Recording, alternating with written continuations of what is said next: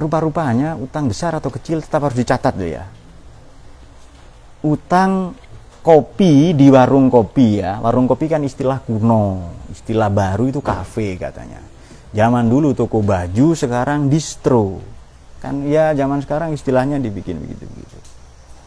Hanya utang segelas kopi Pak, dicatat. Iya, dia rutin kok sehari 3 kali, 2 tahun misalnya.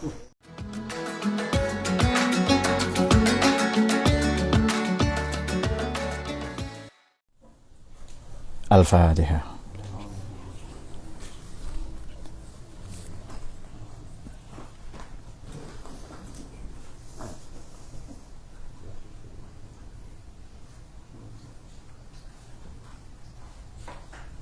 Bismillahirrahmanirrahim. Wassalatu wassalamu ala sayyidina Muhammad Rasulillah wa ala alihi wa sahbihi wa ulama ba'd.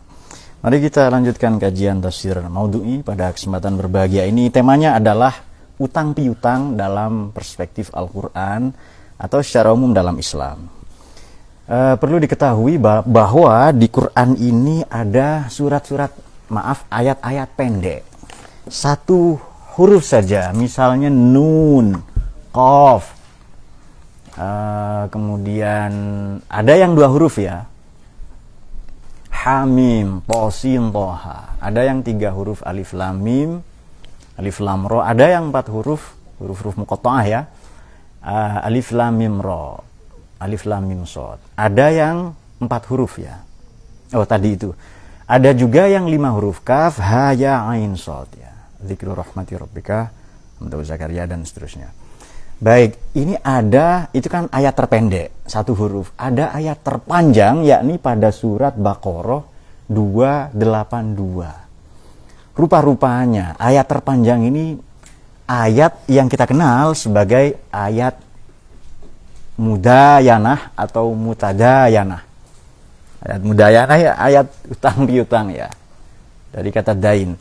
Kalau kita membuka kamus Quran seperti Mufradat Al-Fadhil Quran, Fihris Juzuri Kalimatil Quran, maupun Maqayisul Lughah atau Al-Maqayisul Lughah Ibni Faris rahimahullah, kita akan segera tahu makna dal, ya, nun ini maknanya relasi.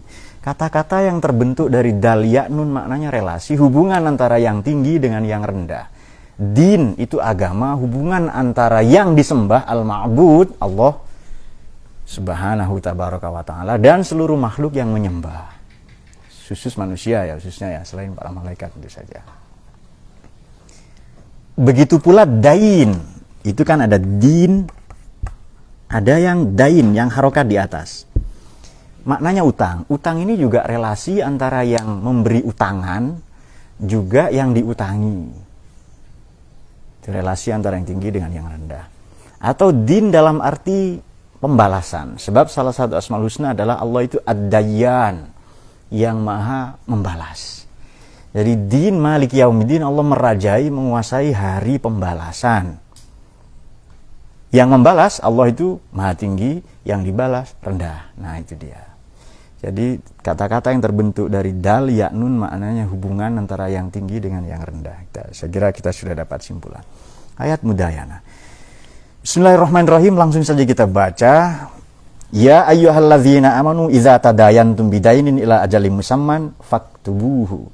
Hai orang-orang yang beriman, yang tidak beriman tidak hai berarti ya. Idza tadayantum, kalau kalian melakukan utang piutang,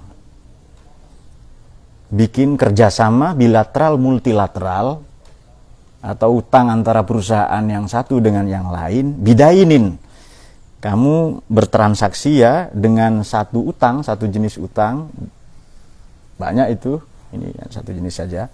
Ila ajalin musamma, sampai waktu yang ditentukan, maka faktubuhu, catatlah sekurang-kurangnya di depan notaris. Oke, sampai di situ dulu. Menarik di sini, selalu ada kata menarik kan. Menarik adalah, kenapa ya ayyuhalladzina amanu? Bolehkah kita bekerja sama dengan non-muslim, utang piutang dengan negara lain yang non-muslim? Tentu saja boleh. La yanha, bismillahirrahmanirrahim, la yanhakumullahu 'anil ladzina lam yuqatilukum fid din wa lam yukhrijukum min diyarikum an tabarru wa tuqsitu ilaihim wa yuqsitin. Bahwa Allah ini tidak melarang kalian. Berarti boleh itu. Tidak melarang itu. selama mereka ini tidak mengusirmu dari kampung halamanmu, menjajah, maknanya orang kalau dijajah itu meskipun di desanya, di kampungnya, di negaranya sendiri, dia terusir. Mentalnya, kemerdekaannya, kreativitasnya, segala sumber dayanya itu terampas semua itu. Segala bentuk istibat ya, perbudakan itu. Atau walam yukhrijukum min diyarikum. Tidak membunuh, memerangi, atau tidak mengusirmu dari kampung halamanmu. Kepada siapapun saja, Allah itu tidak melarang antabarru, berbuat bir. Makanya konsep harta itu di Quran disebut khair, baik ya. Selain mal, harta juga disebut zina, perhiasan. Positif itu. Watuk situ dan bersikap moderat, bersikap qistun, mencari win-win solution ya. Sampai di situ dulu. Sebelum ayat ini, kalau kita melacak, ini satu halaman ya, satu lembar ya. Oke, sebelumnya adalah ada redaksi begini. Larangan riba. Oke, langsung saja saya baca tafsir Ar-Razi ya. Bismillahirrahmanirrahim. Al-Mas'alatul Ula ini. Tafsir Al-Kabir ya. Lil Imam Ar-Razi, wafat 606. An-nafi kaifiyatin nazam wajhain ya. Atau wajhain. Anallahu subhanahu wa ta'ala awal. Lamma zakara qabla hadzal hukm, sebelum Allah tentukan hukum ini, ketentuan ini, ada nau'aini ya, minal ahaduma nomor 1 al-infaq fi sabilillahi wa hiya yujibu tanqisal mal. Infak. Sebelumnya infak itu. Wa illam taf'alu wa in kana dusun fanaziratun ila maisarah. Jika orang yang berutang itu dalam kesulitan, dzu usratin fanaziratun ila maisarah. Ya kasih tenggang waktu. Ya supaya dia mudah lah. Tapi idealnya wa antasaddaqu, bebaskan saja. Khairul lakum ya. Nah, jadi ayat sebelumnya adalah ayat tentang infak, yang kedua tarkur riba, mengenai meninggalkan riba. Aidon sababulitan kisil mal. Oke. Seolah-olah Quran ini cuma fokus kepada infak, pendayagunaan harta, investasi, dan riba. Ini dua-duanya, infak ini kan mengeluarkan, tentu saja menghabiskan ya, mendayagunakan sumber daya atau harta yang kita miliki. Yang kedua riba. Ini memberi kesan seolah-olah Quran ini melarang kita untuk mengembangkan pangan, mengembangkan ekonomi, membangun ketahanan ekonomi, kedaulatan pangan, seolah-olah. Makanya di sini langsung utang piutang. Dan Nabi pernah bertransaksi ya dengan non-muslim, itu banyak sekali ya contoh kerjasama itu. Jadi ayat ini segera dengan tegas mengesampingkan, karena dua ayat sebelumnya seolah-olah meninggalkan riba ya, buruk itu. Ini kan riba ini kan cara mengembangkan harta katanya. Kemudian sebelumnya adalah infak. Jadi ayat ini utang ini jelas karena memang transaksi, keterlibatan, relasi ya. Dain itu hubungan dengan orang lain harus tercatat. Kalau melakukan tadayantum, mudayanah itu, maka faktubu, karena ayat mudayana ini. Ayo catat di depan notaris ya. Fal yaktub bainakum katibun, catatlah di antara kalian katib, seorang juru tulis, pencatat ya, bil adl, dengan adil. Lagi-lagi menarik, kenapa adil dulu bukan ilmu? Jadi kalau cerdas kan pasti bertanya itu. Baik, sebelum terlalu panjang berpikir kalian, segera saja kita kemukakan jawabannya. 2. Kenapa adil dulu? Sebab orang yang adil manakala dia tidak tahu, berkemungkinan atau mendorongnya untuk belajar. Tapi kalau sekedar tahu saja tapi dia tidak adil, mendorongnya untuk berbuat curang. Sampai di situ bisa diterima ya. Alasan kedua, mengapa adil dulu? Menarik, kenapa bukan ilmu? Kenapa adil dulu? Adil ini dua sisi, dua kubu, dua kelompok, tidak ada yang dirugikan sama sekali. Kalau pinter bodoh, potensial yang pinter ini mengalahkan, merugikan, membodohi yang bodoh.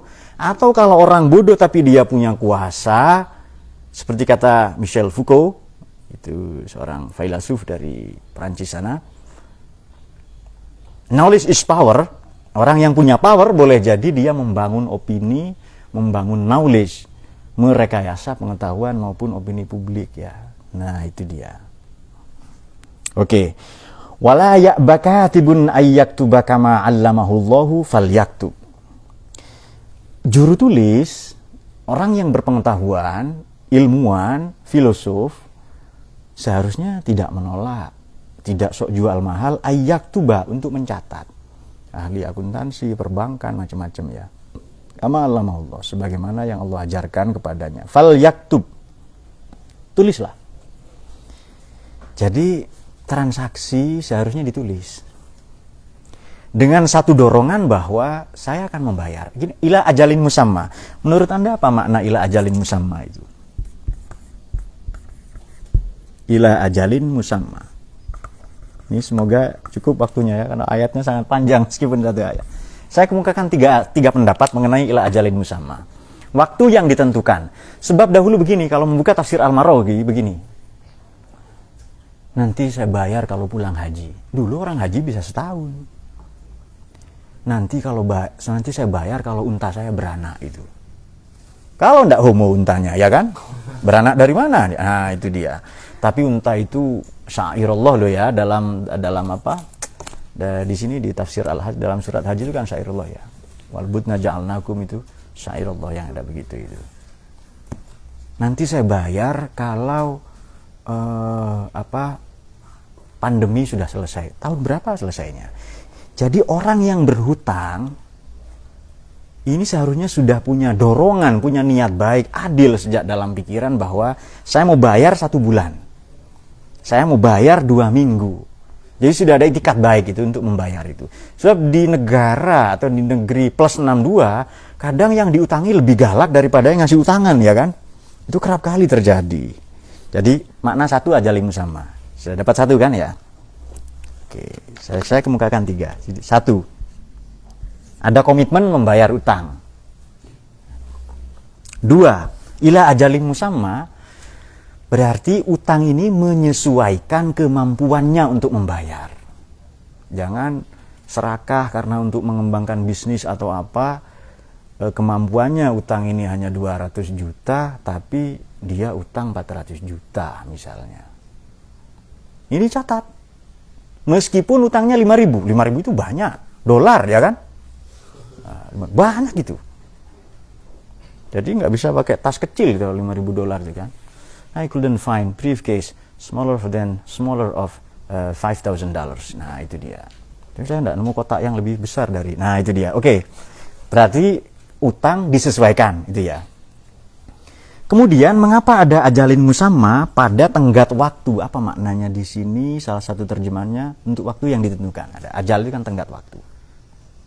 Kenapa harus ditentukan waktu itu ya? Kalau tadayantum, utang piutang, tentukan waktunya maka dicatat. Apa korelasi ila ajalin musamma dengan mencatat? Ini yang ketiga. Dan ini yang saya kira yang kerap kali diabaikan. Utang piutang ini tidak bisa dianggap remeh. Hadis Nabi saya sebutkan. Ini berarti alasannya, ini model tafsir At-Tabari ya, Imam At-Tabari, Ibn Jarir At-Tabari 301 wafat. Memaknai Quran dengan hadis salah satunya. Jadi begini, orang yang syahid, martir, mati syahid, diampuni semua dosanya. Diumumkan oleh Nabi itu, segera malaikat Jibril turun, kecuali utang. Nah itu dia. Jadi syahid itu gagal syahid kalau utang. Itu dia. Kenapa? Karena menyangkut hakul adam, ya kan? Utang piutang. Nabi meninggal punya. Imam Syafi'i itu berpesan begini, kalau saya meninggal nanti pemakaman nunggu gubernur. Karena gubernur langsung, kalau punya utang. Begitu kan? Adakah orang mati itu pengumumannya, semoga apa, kemudian ini istrinya nikah lagi, ada pengumuman begitu kah? Yang ada pasti, manakala si almarhum ini punya utang piutang, punya apa, nanti menghubungi ahli waris. Betul begitu ya? Jadi korelasi itu ila ajalin musamma sekurang-kurangnya 3 pendekatan. Jangan banyak-banyak nanti pinter. Oke. Kama wal yumlil ladzi 'alaihil haq wal yattaqillaha rabbahu wala yabkhas minhu syai'a. Oke. Wal yumlil, imla, ayo didikte. Allazi 'alaihil haq. Diktekan ya orang yang 'alaihil haq, yang berutang itu. Wal yattaqillah, dan hendaklah dia bertakwa kepada Allah ya. Yang mana Allah itu Rabbahu, pendidik, penguasa, pemilik, perawat, pengasuhnya. Wala yabkhas minhu syai'a, dan janganlah engkau mengurangi daripadanya ya sedikit pun. Didiktekan, dituliskan. Berarti kalau ada juru tulis pasti ada saksi ya kan. Ayo tulis, ini saya hutang, nih catat ada saksi 2 ya, kemudian ada ahli warisnya ya. Kenapa 2? Karena boleh jadi kalau 1 nanti yang 1 lupa. Oke. Mendiktekan ya, seharusnya disampaikan lah itu ada juru tulis. Makanya waktu itu tawanan perang Badar itu nasihat Sayyidina Ali, yang bisa nulis suruh ngajar nulis saja. Kalau nasihat Sayyidina Umar, bunuh saja semua. Ali, kamu bunuh keluargamu, saya bunuh keluarga saya, di perang Badar itu ya. Tapi nasihat Sayyidina Abu Bakar, jangan, diampuni saja. Mungkin kata Sayyidina Utsman, ya kasih tebusan dong, ya, karena begitu ya. Tapi semuanya dibenarkan oleh Nabi. Sayyidina Abu Bakar seperti Nabi Adam ya. Beliau sudah berpesan ke putranya itu, kamu nanti dihianati adikmu, tapi kamu maafkan. Nah itu dia, itu akhlaknya para Nabi itu. Alaihissalam ya. Semoga kita bisa meneladani. Oh enggak kompak, amin ya. Semoga terbebas dari hutang-hutang. Karena hutang cinta dibayar rindu dan pelaminan. Nah, oke. Baik. Kemudian nasihatnya Sayyidina Utsman, jangan. Ya sudah dibebaskan tapi ada tebusan dong. Nanti bisa untuk apa? Perbaikan, recovery pasca perang dan lain-lain. Itu seperti Nabi Ibrahim itu. Tapi kalau Sayyidina Umar, bunuh saja semua. Itu seperti Nabi Nuh. Sayyidina Ali seperti Nabi Isa dan Nabi Yahya itu ya. Suruh tulis, tawanannya ada yang nulis kan, ngajarin kita nulis katanya itu. Dan Nabi membenarkan itu semua. Jadi biasa seperti itu. Oke. Dan bertakwalah kepada Allah ya. Rabbahu la yabkhos. Kenapa di sini diselingi dengan redaksi dan bertakwalah? Oke. Wal yattaqillah rabbah. Takkidun ya. Lalu ada pernyataan poin yang ke-6. Oke, kita bukakan salah satu tafsir di sini Imam Al-Mawardi. Baik. Bismillahirrahmanirrahim. Annahu fardun al-kifayah bil jihad. Oke. Kemudian mengapa disisipi dengan takwa rabbahu? Nah, kenapa? Ini menarik. Catat, diktekan kepada orang yang berutang itu, ini saya utang sekian, saya berjanji membayar 1 bulan, kemudian butuh jaminan nggak? Ada, jaminannya ini misalnya, kalau sekarang ya surat atau surat berharga atau apa dan seterusnya, boleh surat tanah atau kendaraan dan lain-lain ya. Wal yattaqillah rabbahu. Oke.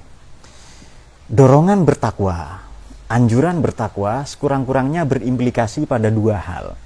1 berimplikasi spiritual tentu saja ya, tapi ia juga berdampak sosial. Begini, kalau orang ini sudah prinsipnya bertakwa kepada Tuhan, pengasuh, pendidik, pengelola, pemilik, perawat dan seterusnya, maka potensi untuk curang itu tidak ada. Sekurang-kurangnya minim. Karena boleh jadi orang berutang ini potensinya untuk mencurangi atau dan seterusnya ya. Potensi apa dan seterusnya. Nah, oke. La ya bakhos, jangan merugikan. Sudah. Fa in kana alladzi alaihi haqqu safihan, oke. Apabila orang yang berutang itu rupa-rupanya safihan. Orang yang belum well educated, tidak terdidik. Sebenarnya dungu ya, tapi kita pakai terjemahan lebih sopan, kurang terdidik. Pandir, kurang terpelajar, au dhaifan atau lemah keadaannya. Tuna netra, tuna rungu misalnya. Dia mau berutang tapi tuna netra, tuna rungu. Atau tuna wicara ya. Bukan tuna grahita idiot itu bukan. Atau tuna daksa ya, atau pincang dan seterusnya ya. Aula yastati'u ayyumillahu, atau tidak mampu untuk mendiktekan, falyumlil waliyuhu. Oke. Kalau ada kendala tidak bisa mendiktekan ya walinya. Apakah dia kurang terpelajar? Kemudian lemah, ada kendala, misalnya penyandang disabilitas, ya walinya. Atau yang ditunjuk siapa? Bil adl, lagi-lagi bil adl ini. Oke, sudah 2 adil di sini ya. Wastashhidu syahidaini mir rijalikum. Oke. Wastashhidu syahidaini. Syahid, apa bedanya dengan syahid? Ini berbeda. Kalau syahid harus hadir di TKP. Kalau syahid boleh tidak. Kesaksian misalnya siapa yang racun sianida itu, kopi sianida waktu itu? Apa?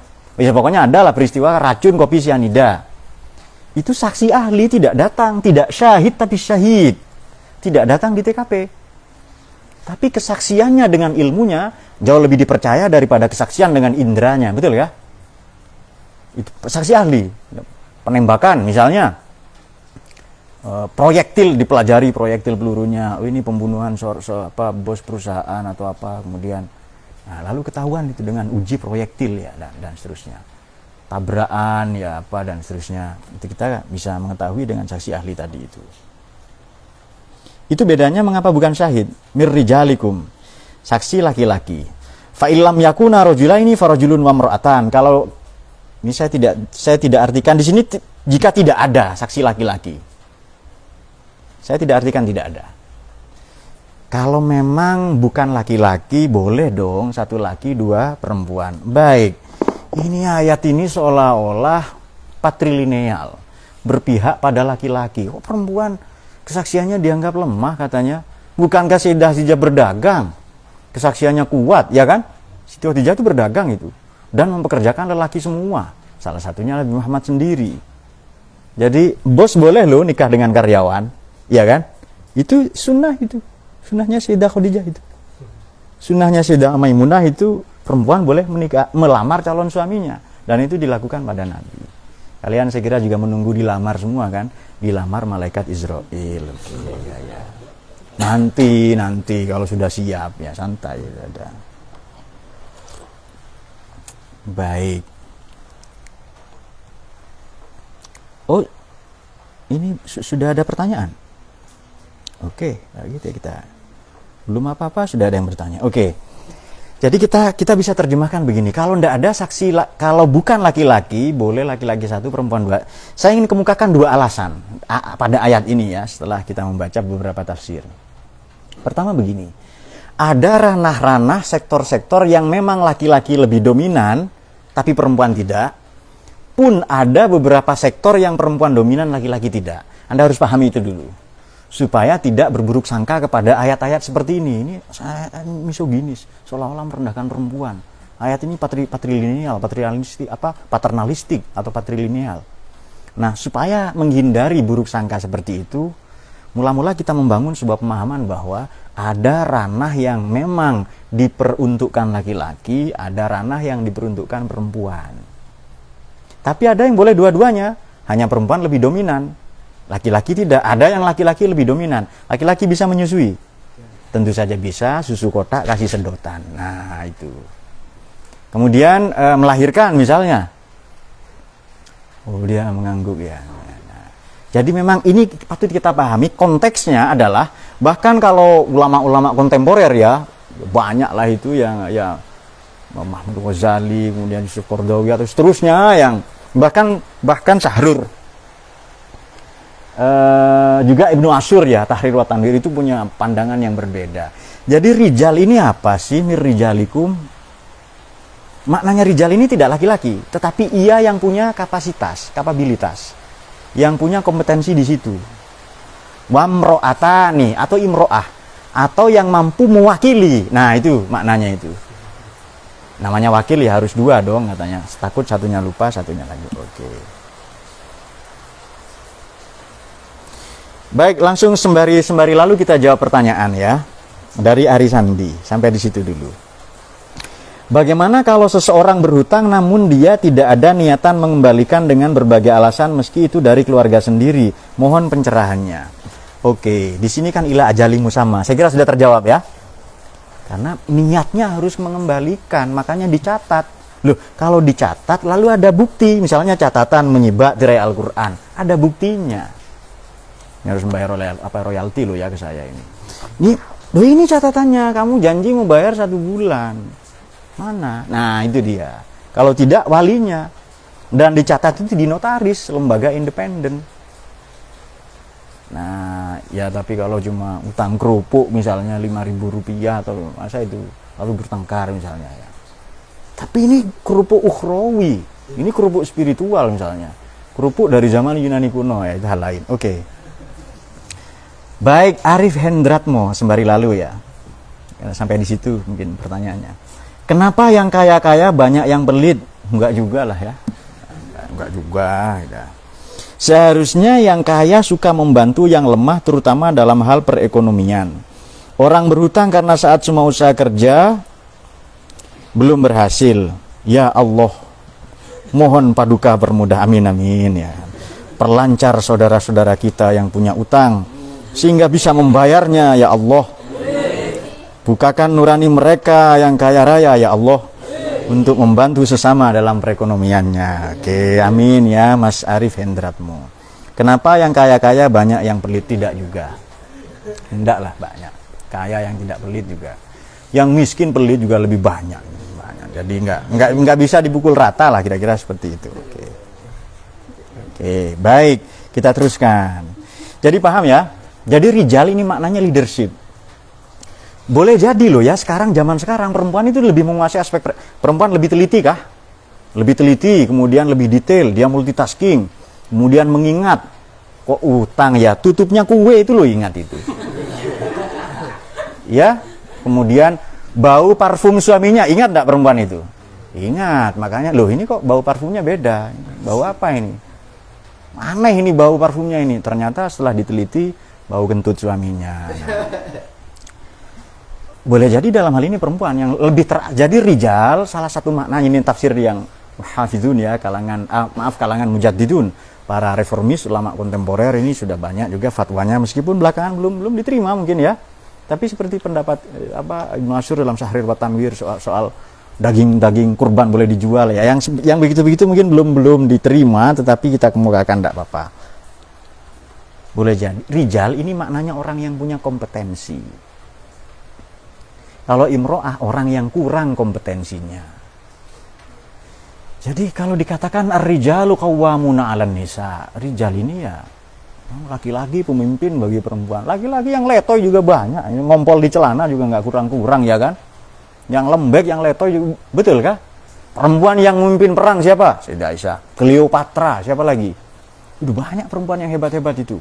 Yang jadi filosof Hipatia misalnya. Simone de Beauvoir juga filosof juga. Meskipun punya skandal dengan gurunya sendiri, yakni Jean-Paul Sartre. Oke, ya sudah. Itu hal lain, tapi dia filosof, santai ya. Siapa yang mempengaruhi keputusan Harun ar-Rasyid? Al-Mutawakkil 'ala Allah. Itu perempuan itu. Kemudian raja juga yang Elizabeth kan raja sekarang ya kan, Elizabeth yang kedua. Tribuana Wijaya Tunggadewi itu juga raja hebat itu. Atau Ratu Sima dan banyak lagi itu perempuan-perempuan. Itu masuk kategori rijal. Jadi rijal ini bukan lembaga bernama tubuh, tetapi keterampilan kemampuan teknis atau leadership, jiwa kepemimpinan. Salah satu tafsirnya. Baik. Wamro'atani mimman tardawna minasyuhada, di antara orang yang kamu sukai, yang ya, kalian semua dari para saksi. Ada yang antadilla ihdahuma fatudzakkira ihdahumal ukhra. Kalau ada yang tadilla bukan sesat maknanya ya. Kalau ada yang lupa. Kalau ada yang lupa, yang satu bisa mengingatkan. Mengapa dua gitu. Sebab begini, oke katakanlah ini perempuan memang makna harfiah orang yang berjenis kelamin perempuan. Ibu-ibu banyak tugasnya kah? Menyusui anaknya, menyusui bapaknya, banyak sekali. Jualan online, banyak kan tugasnya itu. Boleh jadi dia lupa, lalu nanya ke perempuan lain. Tapi cara-cara seperti ini sekarang sudah kontekstual. Kalau dikatakan ini sudah tidak berlaku Pak, sekarang sudah bisa dicatat, ada teknologi macam-macam, program dan seterusnya. Atau pertanyaan seperti ini senada dengan begini, Pak sekarang kan perbudakan tidak ada, kok ayat Quran masih ada? Mudah sekali menjawabnya. Kira-kira 500 tahun lagi ada perbudakan? Mungkin atau enggak? Kalau jawabannya mungkin, ayat tetap kontekstual. Mungkin sekarang tidak, di masa yang akan datang kontekstual. Lalu tidak usah dihapus ayat itu. Kok Quran tidak kontekstual? Dia turun dalam konteksnya. Sekarang konteks kita berbeda. 5.000 tahun lagi, 1.000 tahun lagi, adakah perbudakan? Sangat mungkin ada. Kalau begitu tetap berlaku ayat ini. Kemudian juga menghadapi para pengkritik misalnya, kok hadis di Ihya ini banyak dhaif katanya itu. Boleh jadi hadis yang Anda tahu jauh lebih sedikit daripada hadis yang Anda tidak tahu, ya kan? Nah itu loh, sama dengan banyak para pengkritik yang macam-macam loh ya, yang ada kan kasus waktu itu Dr. Aziz atau siapa yang Milkul Yamin itu ya. Itu yang mengkritik belum baca disertasinya. Itu pernah kita singgung juga di ngaji itu. Dia sudah baca? Belum. Hanya potongan berita 1 menit atau 2 menit itu. Lalu mengkritik. Itu era the end of expertise atau Nicole itu. Matinya kebakaran seperti itu. Oke. Wala ya'bas syuhada idza ma du'u. Dan janganlah saksi-saksi itu menolak apabila dipanggil. Ini menarik. Oke, saya bukakan salah satu tafsirnya ya. Ini al-dhaifan ahmaq ini pernyataan Imam Mujahid ya. Yang kedua adalah ajiz lemah ya anil imla. Ya mungkin buta aksara ya. Ini saya bukakan yang syahid itu.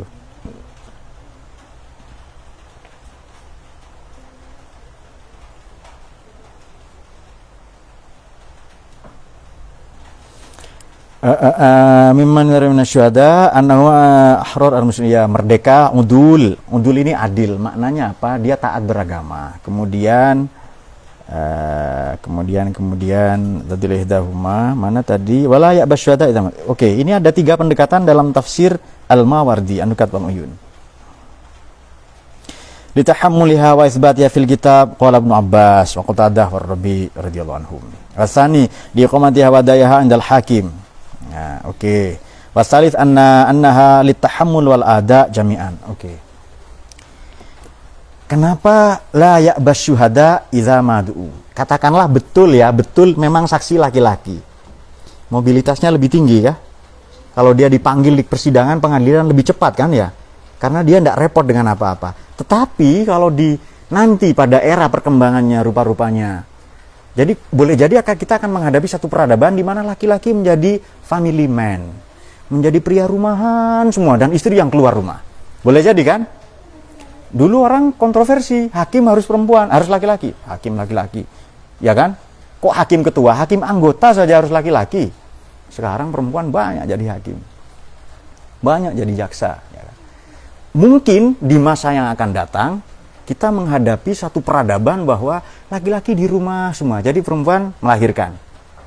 Mazhab deisme ya, perempuan melahirkan lalu pergi ngopi sudah. Nah, lalu laki-laki yang sibuk semua, boleh jadi loh ya, kita akan menghadapi peradaban yang seperti itu. Maka perempuan yang punya mobilitas lebih tinggi. Sekarang perempuan ada yang jadi atlet, banyak. Jurumudi, pilot, tentara, banyak itu. Kemudian presiden, wakil presiden, menteri, itu juga sudah banyak. Jadi boleh jadi perempuan ini akan ada perkembangan kebudayaan peradaban, konstelasi politik yang sama sekali berbeda dengan yang kita hadapi saat ini. Sekarang perempuan ini sudah aksesnya banyak sekali. Dan ini berbeda zaman, berbeda kasus ya, keputusan-keputusannya juga.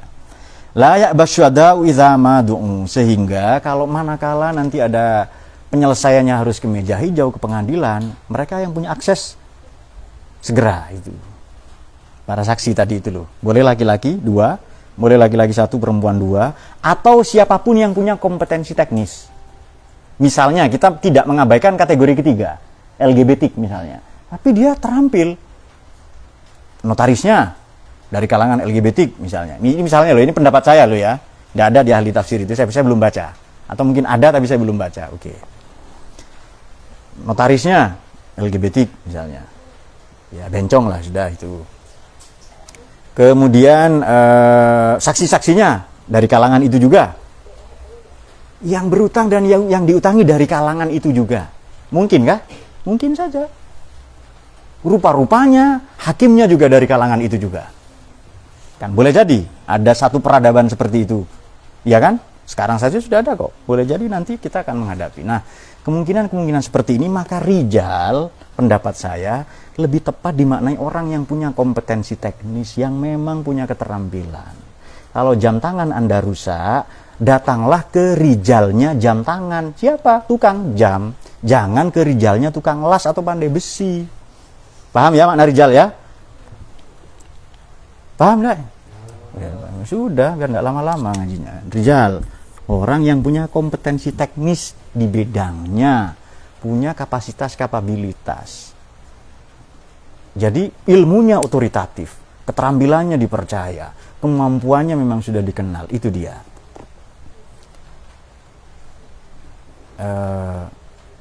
Operasi dokter misalnya, semua ranah itu. Kalau memang mereka mohon maaf ya, kaum LGBT ada kah? Boleh jadi nanti dari kalangan mereka ada yang menjadi anggota dewan, dokter, pengacara, hakim, jaksa, polisi, tentara. Siapa tahu karena hermafrodit berkelamin ganda lebih tinggi semangat juangnya. Nah, mungkin kah itu kan? Jangan katakan nggak mungkin. Mungkin, boleh jadi itu. Nah, wallahu a'lam, terlalu banyak Allah alam di dunia ini. Baik.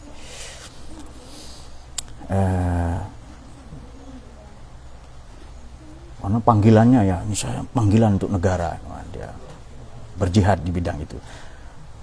La tas'amu an taktubuhu saghiran aw kabiran ila ajali. La tas'amu, jangan kalian semua bosan an taktubu, lagi-lagi untuk menulis. Saghiran, apakah yang diutang itu barang kecil ya, utang piutangnya ranah yang kecil atau besar, ila ajalihi, sampai batas waktu yang ditentukan. Rupa-rupanya utang besar atau kecil tetap harus dicatat deh ya. Utang kopi di warung kopi ya, warung kopi kan istilah kuno, istilah baru itu kafe katanya. Zaman dulu toko baju, sekarang distro. Kan ya zaman sekarang istilahnya dibikin begitu-begitu. Hanya utang segelas kopi Pak, dicatat. Iya, dia rutin kok sehari 3 kali, 2 tahun misalnya. Berapa itu? 1000 gelas lebih kan itu. Berapa nilai keuntungannya misalnya, lalu dicatat. Zalikum aqsatu, ini dia yang aqsat ini, menarik ya.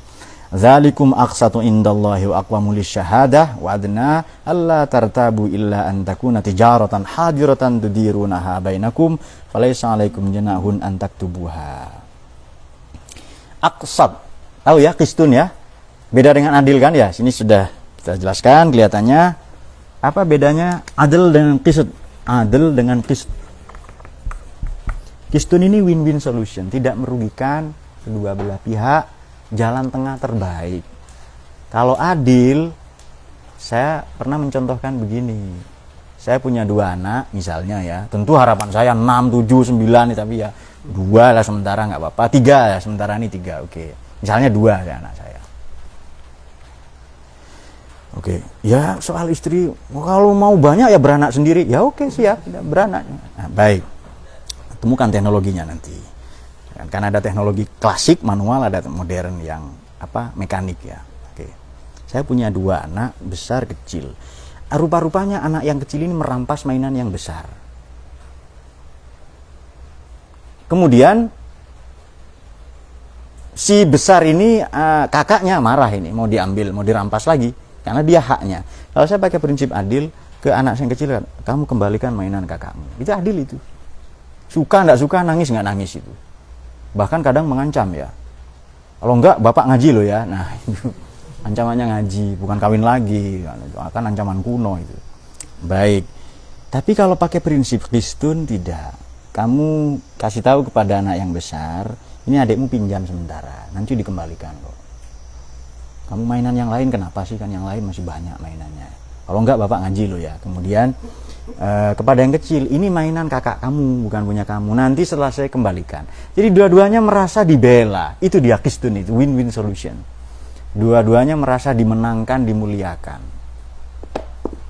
Baik. Indallahi, itu ya indallah ya.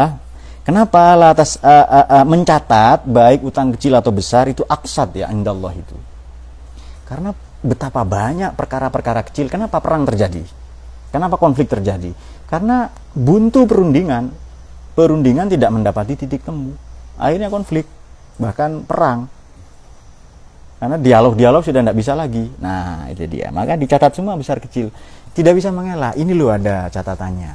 Kamu utangnya sekian. Berapa utangnya di situ? 2.000 rupiah. Ya. Tapi pra kemerdekaan. Sekarang kan banyak itu. Kemudian dicatat. Oh iya, saya bayar. Nah, tidak bisa mengelak karena ada catatan itu. Dan ada saksi. Kalau sekarang ya bisa direkam ya. Catatannya bisa direkam di video ya. Tapi jangan diunggah di dunia maya dia. Oke. Wa aqwamu lisyahadah, dan lebih kuat dalam persaksian itu. Wadna Allah tartabu illa antakun tijaratan. Oke. Dan lebih mendekatkan Allah tartabu. Sehingga kamu tidak ragu ya. Illa antakuna tijaratan hadirah. Kecuali perdagangan tunai. Kalau perdagangan tunai ya ngapain itu? Nggak usah.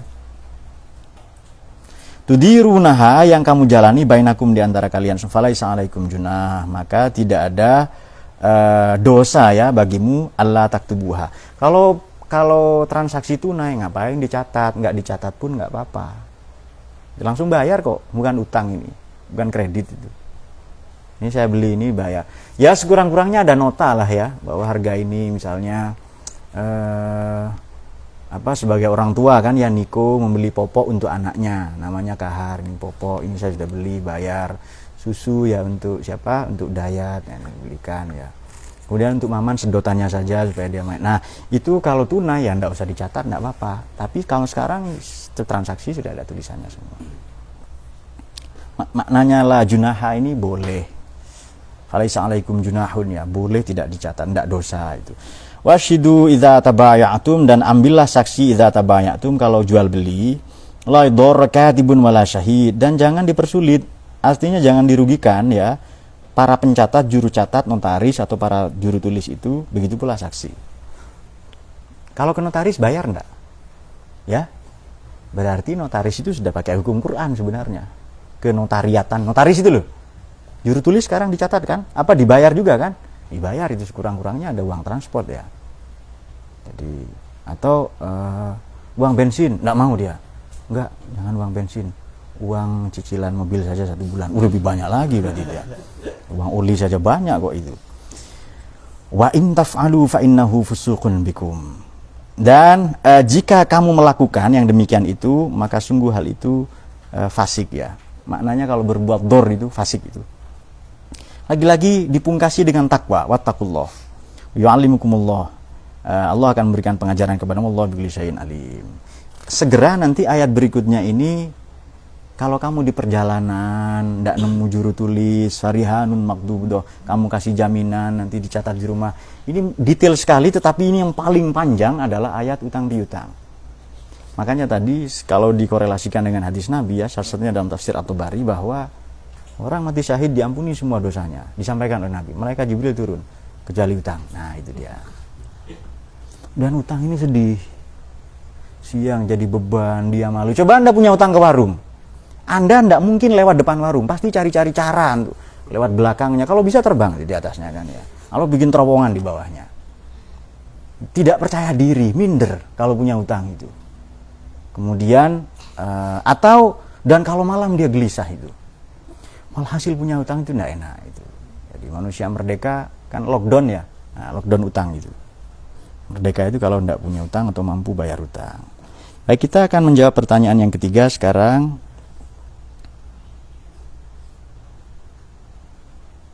Pertanyaan keempat dulu yang baru bisa dibuka. Mengembalikan utang itu harus sesuai jumlahnya atau nilainya. Misal di tahun 2000 pinjam 500.000, baru bisa dikembalikan tahun 2022 500.000 atau dikruskan. Ini jawaban, ini pertanyaan cerdas, ini dikrus saja. Makanya yang betul itu krusnya emas ya. Dulu 500.000 dapat apa? Kan ada orang kan jualan gorengan 2003 itu. Gorengan 2003 dijual 2020. Kan kadaluarsa 18 tahun, ya kan? Gorengan 2003 katanya. Berapa belas tahun yang lalu itu. Nah, itu di kurs sekarang. Dulu misalnya 500.000 dapat kambing. Ya, sekarang harus kambing itu. Dan itu dicatat itu. Dicatat semua. Jadi nyatat ini bukan hanya jumlahnya, nilainya, kursnya juga ya. Kurs Quraisy ahli di bidang kurs. Kemudian juga bahkan uang itu ya di zaman itu misalnya diukur dengan kambing atau diukur dengan emas itu lebih gampang. Bahkan uang ini digunakan untuk apa juga dicatat. Sebab boleh jadi digunakan ini untuk merakit bom. Nah, itu dia. Itu juga harus disampaikan.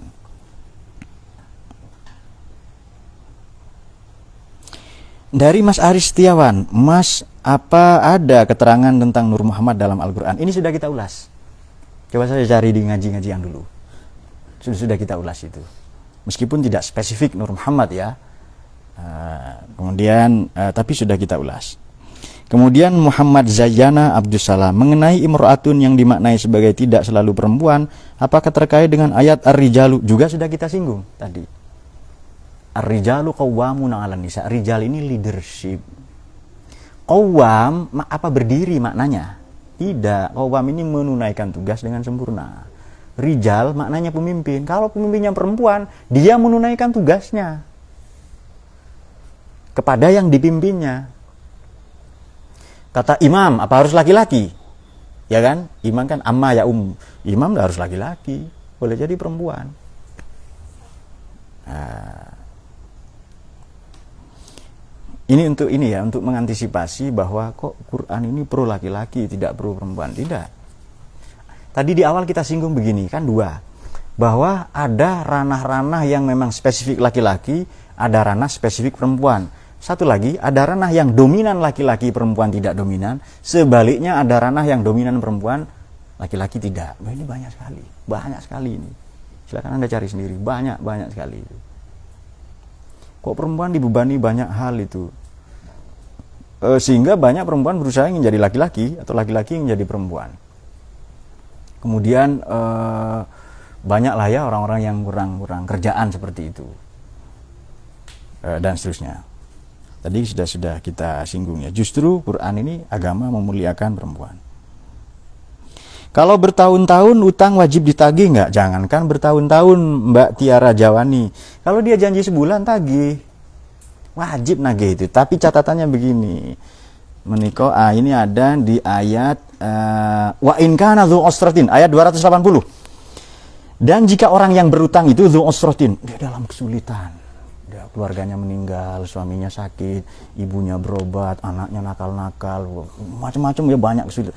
Fanaziratun ila maisarah, beri tenggang waktu sampai dia memperoleh kelapangan. Sebulan nggak bisa, ya sudah 2 bulan. Keren kan itu kan? Mau lebih keren nggak itu? Ada. Wa antasaddaqu khairul lakum. Bebaskan saja utangnya, itu lebih baik bagi kalian. Antasaddaqu, dan jika kamu menyedekahkan, bebaskan maknanya. In kuntum ta'lamun, kalau kamu memang tahu. Jadi begini, nagih hutang wajib, ini fikih ya. Kemudian memberi kelonggaran sunnah, tenggang waktu sebulan, tidak mampu ya sudah 2 bulan. Memberi kelonggaran sunnah. Tapi sunnah mengalahkan wajib dalam kasus ini salah satunya. Nagih hutang wajib, ya sebulan, ya tagih dong. Ini loh catatannya, kamu kan ini saksinya ini. Jangan marah-marah, tembok, batu, kaca, pintu semua bersaksi. Kamu saya tuntut di akhirat itu, misalnya gitu kan. Utangnya 10.000 rupiah itu, sama rokok setengah bungkus. Nah, sampai dibawa ke pengadilan akhirat itu. Mereka nggak mau ribet ngurusin uang 10.000, ngapain itu? Rokok setengah bungkus ya. Nah itu sudah makruh pula. Itu kalau rokok minta, kalau beli ya nggak. Baik. Jika demikian dengan kan menagih utang wajib, membebaskan sunnah, itu yang sunnah mengalahkan yang wajib. Ini dia dalilnya. Wa in kana dzu usratin fanaziratin ila wa antasaddaqu khairul lakum. Jadikan utang piutang ini, utangmu, engkau yang ngasih utangan ini sedekah, lebih baik bagimu. Dan khair itu juga harta loh ya. Wa inna bil khairi lasyadid. Itu harta yang paling harta. Apa itu yang kau sedekahkan? Ini nasihat Nabi sebenarnya. Lalu Sayyidah Aisyah itu. Yang kau makan jadi kotoran, ya kan? Tapi yang kau sedekahkan itu milikmu. Saya punya sapi tidak banyak, 1000 ekor misalnya. Nah, saya mau naik pesawat terbang. Saya mau ke Jakarta misalnya. Jangan ke Jakarta lah. Ke Makassar ya, Burhan ini. Bolehkah bawa sapi? Jangankan 1000 ekor, 1 saja enggak boleh. Bawa paha sapi saja dipersoalkan itu nanti itu. Bagaimana caranya? Titipkan ya. Titipkan saja. Nanti diambil di tempat tujuan. Bisakah? Maknanya kalau hartamu banyak, 1000 ekor sapi, titipkan ke pembangunan pesantren luhur, Baitul Hikmah, ambil di akhirat. Cerdaskah itu? Takbir nggak ini? Takbir, ya Allahu Akbar ya. Ya sudah. Bagus.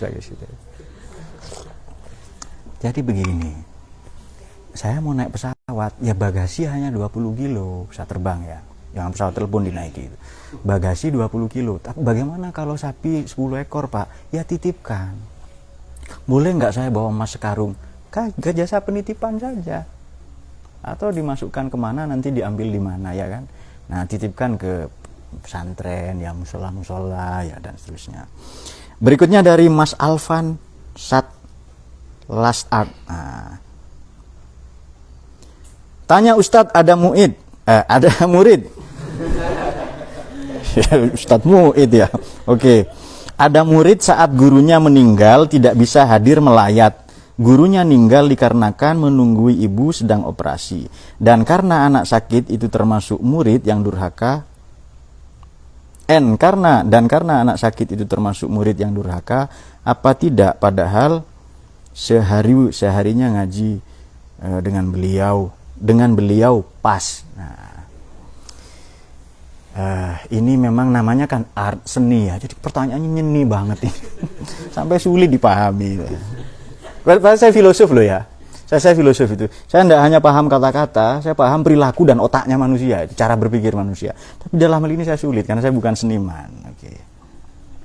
Ada murid, oke. Gurunya meninggal, tidak bisa melayat. Gurunya meninggal ya, gurunya meninggal. Oke, dikarenakan, ini dikarenakan. Seharusnya titik koma ya, diperhatikan ya. Karena nunggu ibunya sedang operasi. Yang mana operasi karena anak sakit ya. Apakah anak ini termasuk murid durhaka? Ya, jadi lebih baik. Pusing kan kalian kan ya? Saya tidak. Jadi kalau tidak bisa paham pertanyaan, saya pahami orangnya ini. Oh, orangnya seniman, ya sudah. Selesai kan itu, kita pahami orangnya. Jadi tidak. Jadi menunggu ibu ya. Jadi begini, hak kita yang paling tinggi itu kepada ibu. Ada perempuan datang kepada Nabi itu, saya perempuan bersuami. Ya, siapa yang paling berhak ke saya, Nabi? Suamimu. Kok enak banget, siapa yang lebih berhak ke suami saya? Ya, ibunya. Jadi kalau anak ini meskipun Anda sudah menikah, laki-laki, ibumu lebih berhak kepadamu. Ya, suruh apa misalnya? Ya, tapi yang wajar loh ya, yang wajar misalnya. Jadi tiba-tiba nanti ibunya seorang penyair ya, ambilkan bulan untukku. Anaknya nggak terima, langsung setengah dari kalender. Ini 6 bulan. Nah, Januari sampai Juni. Oke, masih ada lagi kah?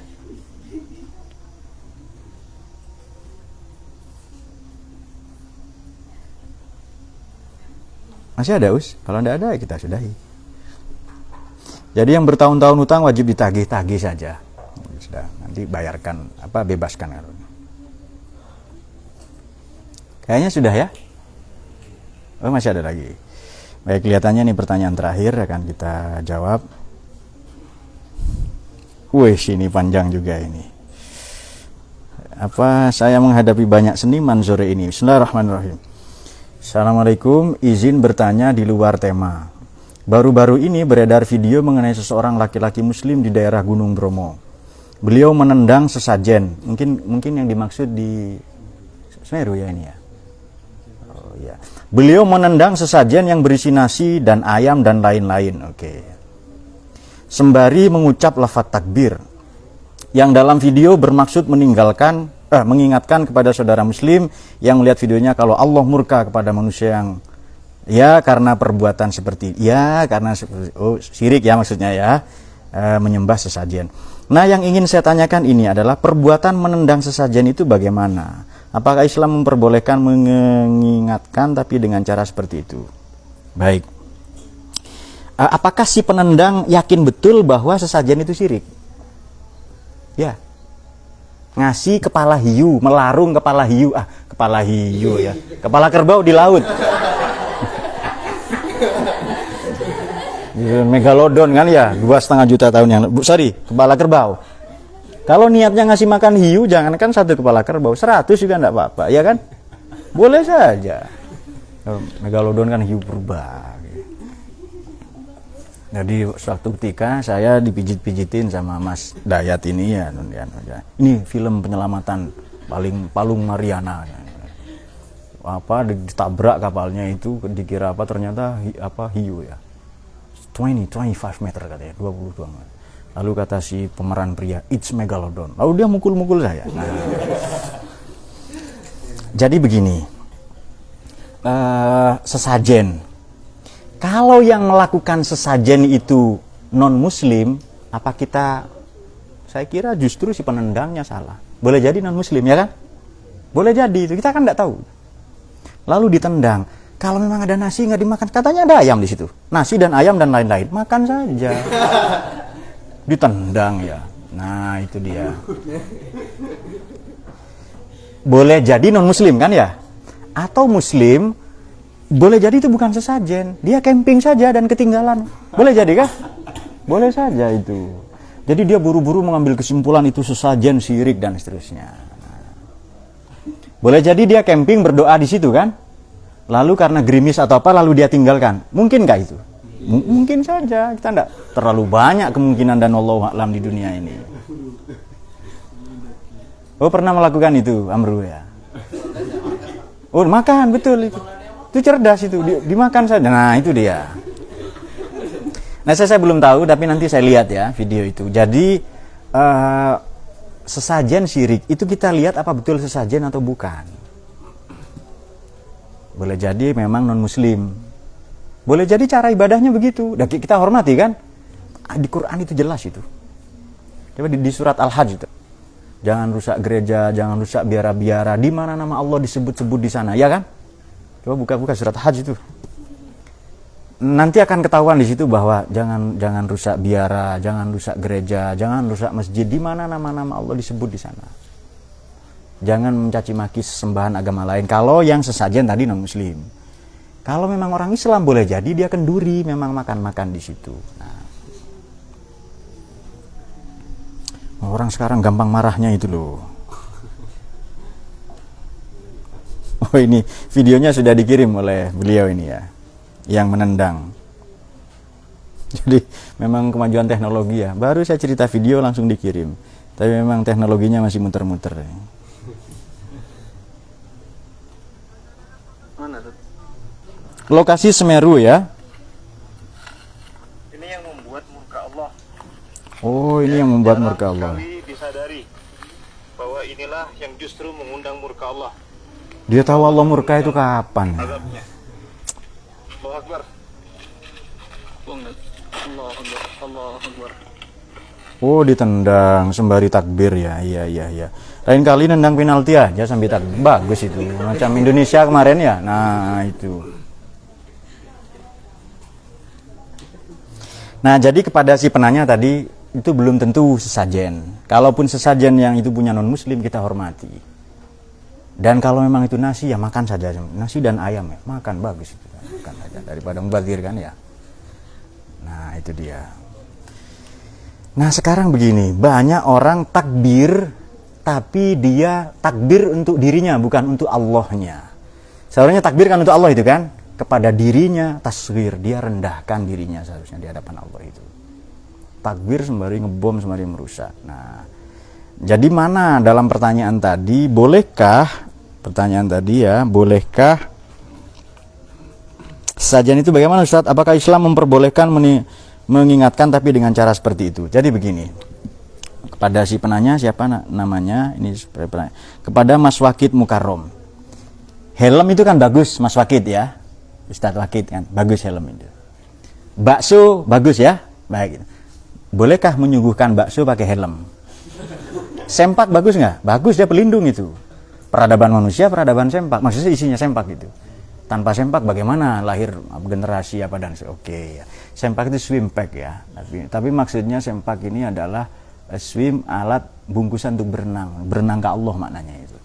Wasbah fi buhuril fawaid. Berenang di lautan makna. Nah, baik. Sempak kan bagus. Bakso bagus. Rujak ya. Menghidangkan rujak pakai sempak. Ya monggo amar ma'ruf tapi maknanya amar bil ma'ruf. Amar ma'ruf ini cermin dari rahmatnya Allah. Seharusnya amar ma'ruf nahi mungkar dengan cara merahmati. Bukan dengan takbir merusak. Bukan. Itu merahmati. Betul kan Allah Rahman itu? Islam rahmatan lil alamin. Seharusnya amar ma'ruf tidak keluar dari konsep rahmat. Tidak keluar dari prinsip mengasihi seharusnya. Kalau itu bisa ya baik itu. Masa merusak dengan takbir ya benar-benar. Coba Anda tengok kelakuan ISIS, kelakuan di Suriah, di Irak gitu ya. Dia merusak, PLN dibunuh, dimatikan ya dengan takbir, kemudian mata air itu diracun juga dengan takbir itu ya. Kemudian PAM PDAM air bersih itu juga disumbat, dibom di situ lalu tersumbat mata airnya juga dengan takbir. Apa begitu? Ini yang mengundang murka Allah itu. Sabaqat rahmati yang ala ghadabi, betul ya? Hadis qudsi itu. Allah mendahulukan cinta kasihnya daripada murkanya.